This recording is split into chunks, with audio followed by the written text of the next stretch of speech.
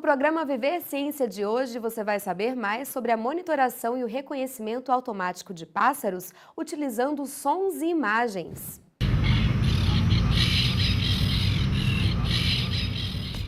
O programa de pós-graduação da Faculdade de Engenharia Elétrica e Computação da UFG desenvolve uma linha de pesquisa vinculada ao planejamento de comunicação aplicada. A ideia é unir o trabalho acadêmico e tecnologias de ponta para a criação de novos sistemas de comunicações. Nessa área, o professor Paulo César Miranda coordena um estudo sobre o reconhecimento automático de pássaros através de programas de computador. Então, basicamente, o objetivo da nossa pesquisa é desenvolver software para reconhecimento de aves.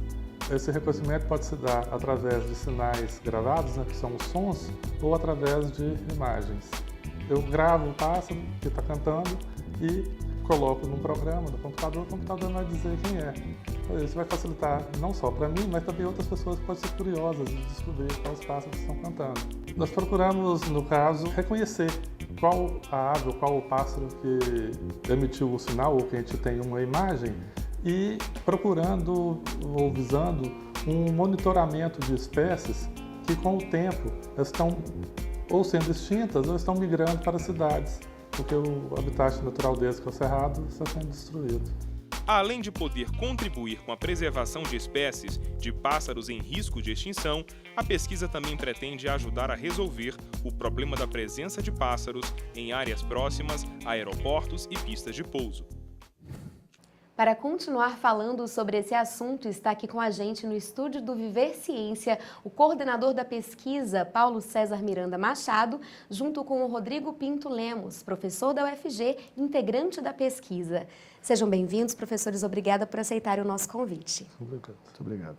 Professor Paulo, eu começo perguntando para o senhor o que motivou este estudo, como tudo começou?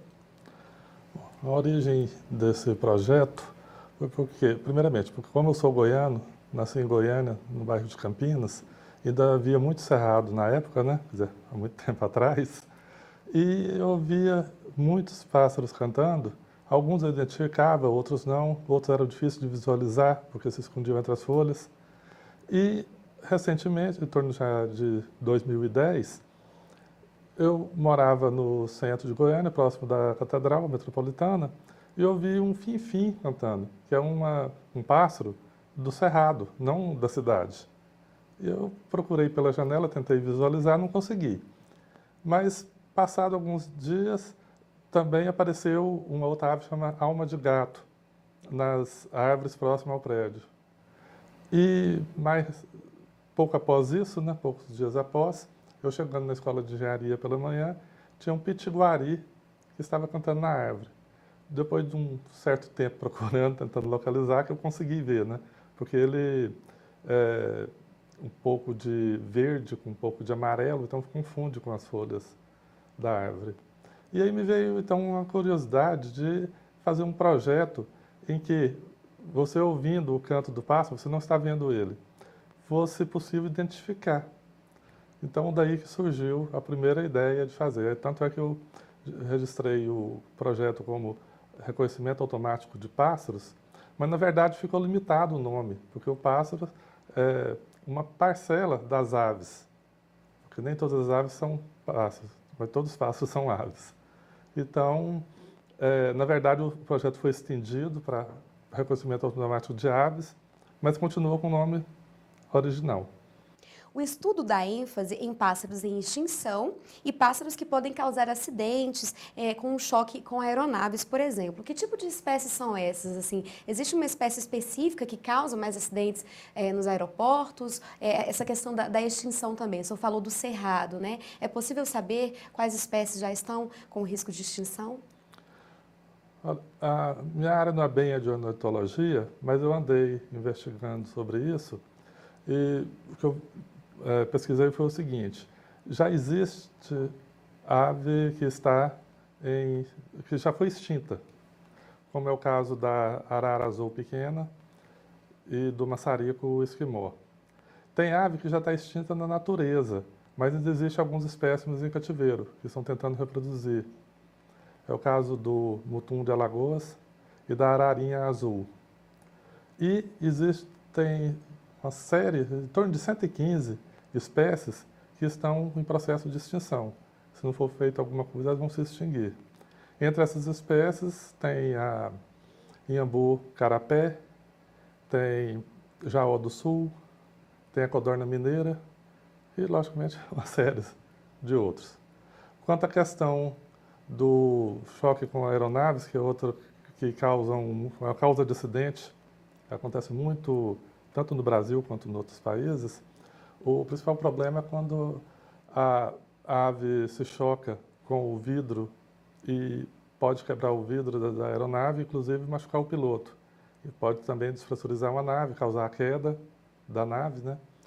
E o pior caso que é esse, que é quando há perdas de vida humana.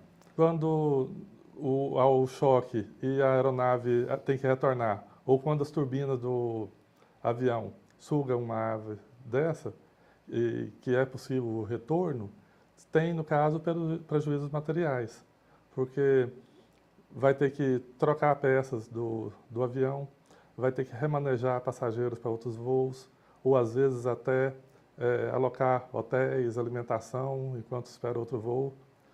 No Brasil não tem dados exatos sobre isso, mas nos Estados Unidos eles dizem que o prejuízo é da casa de milhões de dólares por ano. Ou seja, é um problema sério, as autoridades têm que prestar um pouco mais de atenção, né? Sim. Ok. Quer participar do nosso programa? Envie uma mensagem para o Twitter ou Facebook e acesse a nossa página na internet. O Viver Ciência vai para um rápido intervalo. A seguir, você vai saber como funcionam os métodos de reconhecimento de pássaros.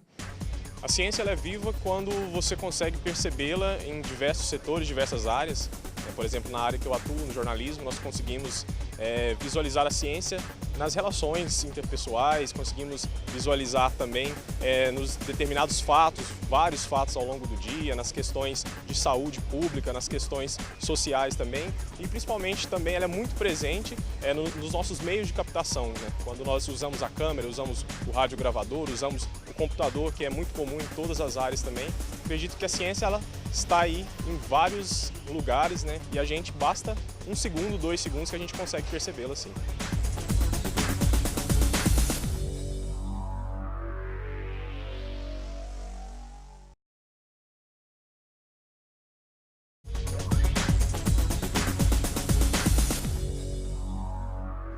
Estamos de volta aqui no Viver Ciência com o Paulo César Miranda Machado, coordenador da pesquisa, junto com o Rodrigo Pinto Lemos, doutor em Engenharia Elétrica. Nosso bate-papo de hoje é a respeito de uma pesquisa da UFG que tem como objeto de estudos a monitoração e o reconhecimento automático de pássaros, utilizando sons e imagens. Como funcionam os métodos de reconhecimento de pássaros? Acompanhe agora a nossa reportagem. Um dos integrantes do projeto da UFG que aborda o reconhecimento automático de pássaros e aves, professor Paulo Francisco, explica que o estudo minucioso traz contribuições práticas para diferentes segmentos, além de agilizar o processo de monitoramento dos pássaros na natureza e em áreas urbanas. Bem, de maneira geral, um software de reconhecimento automático é muito importante, porque reconhecer as aves é muito importante, pelo fator de que elas são bioindicadoras, ou seja, aquilo que está acontecendo no ecossistema, no meio ambiente, reflete nas aves. Ou seja, saber que se uma ave ela está migrando do seu habitat natural, saber se o aumento populacional de uma determinada espécie em detrimento de outra, isso pode indicar para nós que tem algo errado com o meio ambiente. Então, quanto mais rápido isso for detectado, mais rápido consegue-se tomar ações também, para quem sabe identificar o problema e para tomar as medidas corretas. O reconhecimento automático também é muito importante porque algumas, até mesmo aves, elas atrapalham, né, no pouso e decolagens de aeronaves próximos a aeroportos ali, poderia ser colocado um identificador automático, quem sabe poderia também, né, como já é feito em alguns países, emitir sinais que automaticamente conseguem fazer com que essas aves se afastem do local e auxiliam pousos e decolagens. Primeiro de tudo foi encontrar a faixa de frequência que as aves emitem os seus sons, para que a gente pudesse descartar frequências que não fazem parte do universo do canto dos pássaros, do canto das aves como um todo. Depois passamos um filtro para eliminar talvez uma interferência de rede elétrica, se o equipamento usado para aquisição do sinal estiver ligado na rede elétrica, gera um ruído no sinal, a gente eliminou também isso. E depois um filtro que elimina todos os sinais que não são considerados cantos. Ele passa um filtro nesse sinal e deixa somente o canto da ave mesmo, para que ele possa ser então usado numa tabela que a gente chamou de tabela de treinamento. Nós separamos diversas espécies, fizemos todo esse tratamento inicial e selecionamos alguns dos sinais para compor a tabela de treinamento.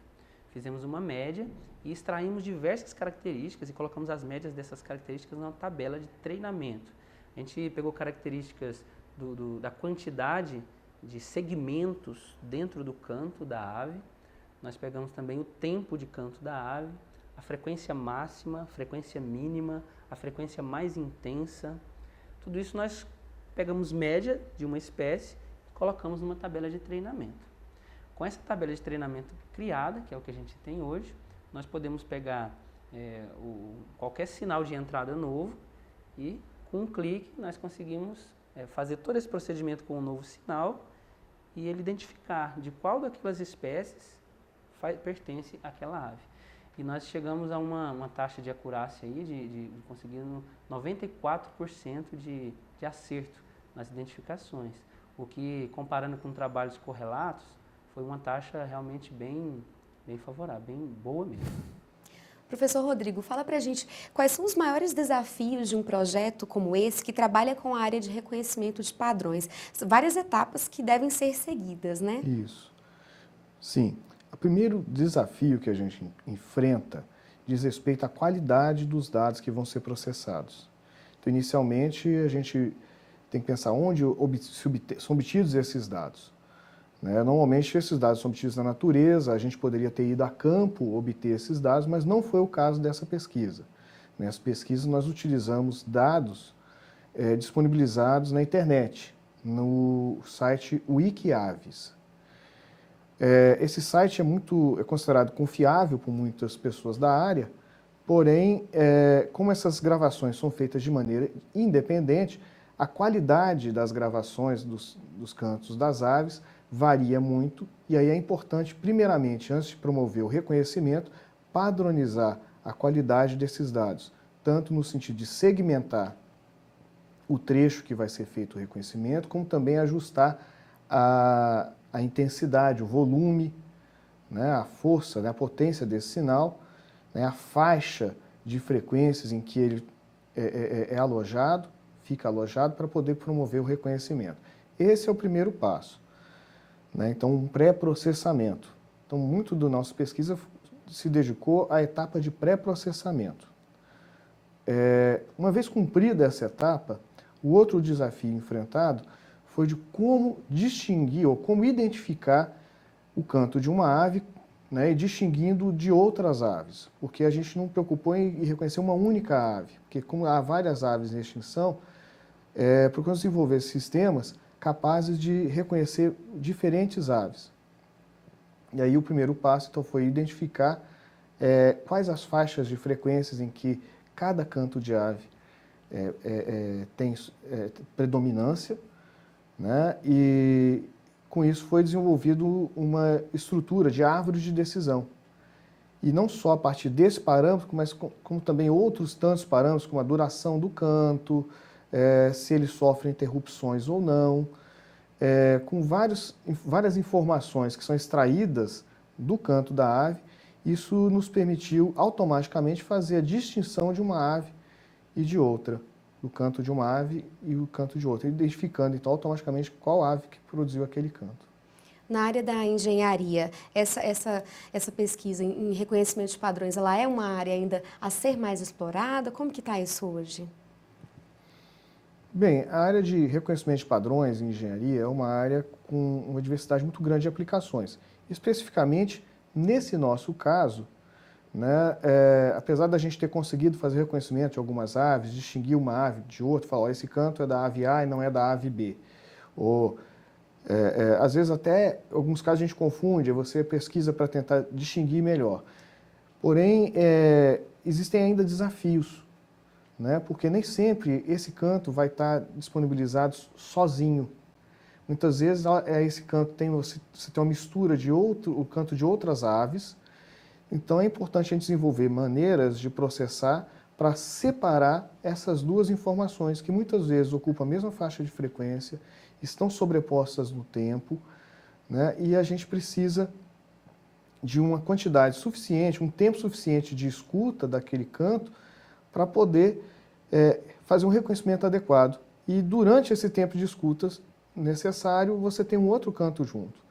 Na verdade, isso é importante a gente conseguir distinguir, separar essas informações, que esse é um desafio ainda muito maior, porque na natureza, se a gente instalar um microfone para tentar identificar quais são as aves presentes num certo ambiente, para fins de controle, de presença, de monitoramento de ecossistema, é importante que a gente tenha essa capacidade, porque elas vão estar cantando juntas, elas não vão esperar e cantar na hora que a gente quer, elas vão cantar na hora que quiserem. Então, isso vai gerar essa confusão.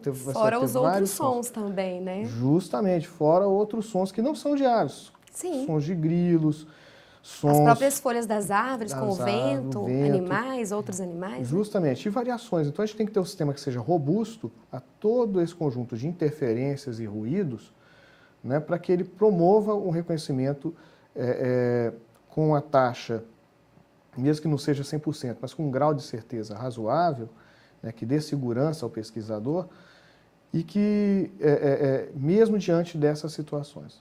Ok. Vamos para um rápido intervalo e em seguida continuamos nossa entrevista. Daqui a pouco, no Viver Ciência, você vai ver como é possível fazer pesquisa relacionada à engenharia elétrica na UFG. É a própria característica da ciência. O conhecimento científico é científico porque é metódico, tem metodologia. E a partir da metodologia, outra pessoa pode refazer aquele processo de conhecimento e chegar às mesmas conclusões. Portanto, as verdades são provadas pela repetição. E essa repetição só é possível porque existe uma metodologia que levou a isso. Por exemplo, hoje está se discutindo muito o uso de animais na pesquisa farmacêutica, por exemplo. Por quê? Porque existem questões éticas aí envolvidas. E você, para ter certeza de que aquele conhecimento é verdadeiro, você vai ter que repetir usando os mesmos animais. Então, são pesquisas repetitivas dentro para se chegar a vamos dizer assim, a um lugar final onde você diga assim, não, este conhecimento é verdadeiro. Então, a metodologia é a essência da ciência. A metodologia pode ser experimental ou não experimental. Ela pode ser uma metodologia aberta ou uma metodologia fechada. Cada área do conhecimento desenvolve o seu conjunto teórico-metodológico que leva à produção do conhecimento naquela área.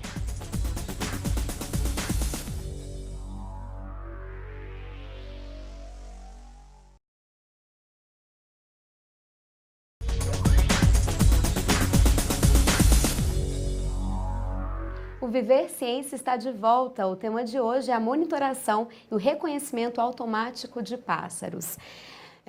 Professor Paulo, como os resultados do projeto podem trazer benefícios práticos, já que no Brasil existe uma grande carência de informações nessa área? Pesquisando sobre as aves em geral e lendo muito a literatura, eu verifiquei que no Canadá já estão fazendo pesquisas no sentido de não só identificar as aves que estão próximo a um aeroporto, mas também de localizá-las para justamente evitar os acidentes que acontecem muito quando uma ave choca com uma aeronave. Mas aqui no Brasil, então, essa situação ainda está um pouquinho longe, né? Estamos pesquisando justamente tentando chegar ao ponto que eles já estão, né, que estão mais avançados do que nós.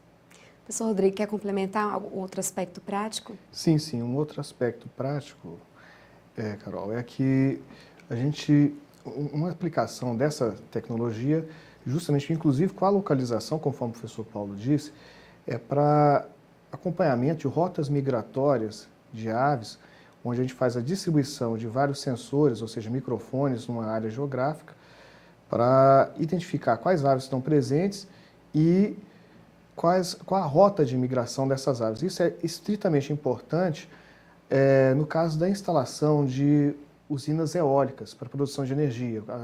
Você tem grandes aerogeradores e esses aerogeradores, apesar de ser uma iniciativa ecologicamente louvável, mas ele pode, com o giro dele, causar a matança de aves migratórias. Então, um estudo preliminar da migração dessas aves em áreas grandes pode ser feito com sistemas de reconhecimento automático para que se evite, no posicionamento desses aerogeradores, essas regiões. Qual a fase atual do projeto? Existe o objetivo de ampliar o estudo? Bom, pelo projeto inicial que eu fiz, que era de 2010 a 2014, nós estamos na fase final, mas logicamente ele ainda pode ser complementado. Nesse período, até agora, nós tivemos 2 orientações de alunos de PIBIC, tivemos 3 alunos que concluíram o mestrado, tivemos publicado um capítulo de livro e 13 artigos de congresso. Desses 13, 5 foram na SBPC, que é a Sociedade Brasileira para o Progresso da Ciência, tivemos 2 publicados no Simpósio Brasileiro de Telecomunicações, que é o mais importante simpósio na área no Brasil, e um artigo foi publicado na Conferência Latino-Americana de Informática em Quito, no Equador.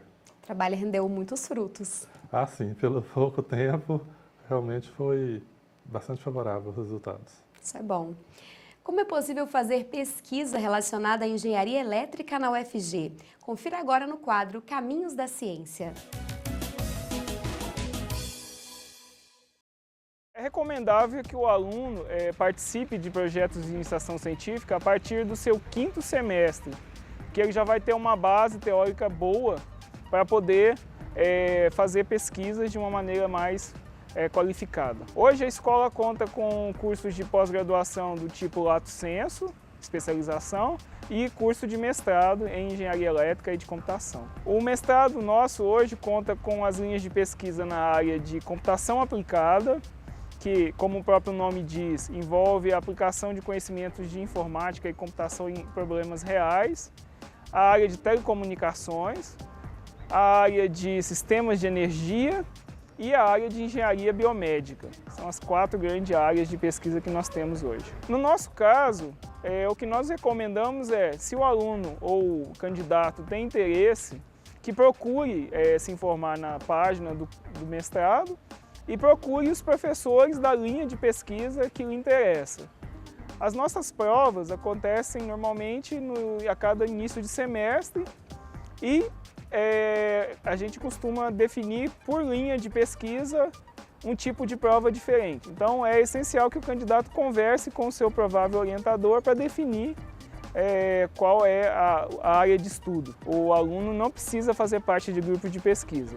Ele precisa só procurar o professor e conversar sobre o assunto e apresentar seu currículo para que o professor verifique se ele tem as aptidões para aí sim realizar a prova do programa.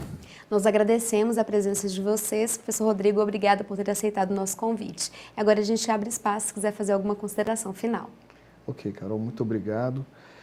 Quanto às considerações finais, eu gostaria de agradecer ao professor Paulo pelo convite para participar dessa pesquisa e convidar também aqueles interessados em fazer um mestrado nessa área, que procurem, então, a coordenação do nosso programa de pós-graduação na Escola de Engenharia Elétrica e Mecânica e de Computação da UFG.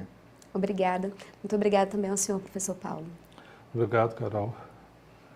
E eu gostaria de agradecer a toda a equipe do projeto de pesquisa de reconhecimento automático de pássaros e também agradecer aos órgãos que auxiliaram no financiamento desse projeto, que é o CNPq, a CAPES e a FUNAP da UFG.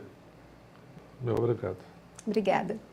E fica por aqui mais um Viver Ciência, programa que é uma promoção das pró-reitorias de pós-graduação e de pesquisa e inovação da UFG e uma realização da Fundação RTVE. Aqui mostramos que o conhecimento científico está ao alcance de todos. Continue acompanhando a programação da TV UFG e até a próxima semana.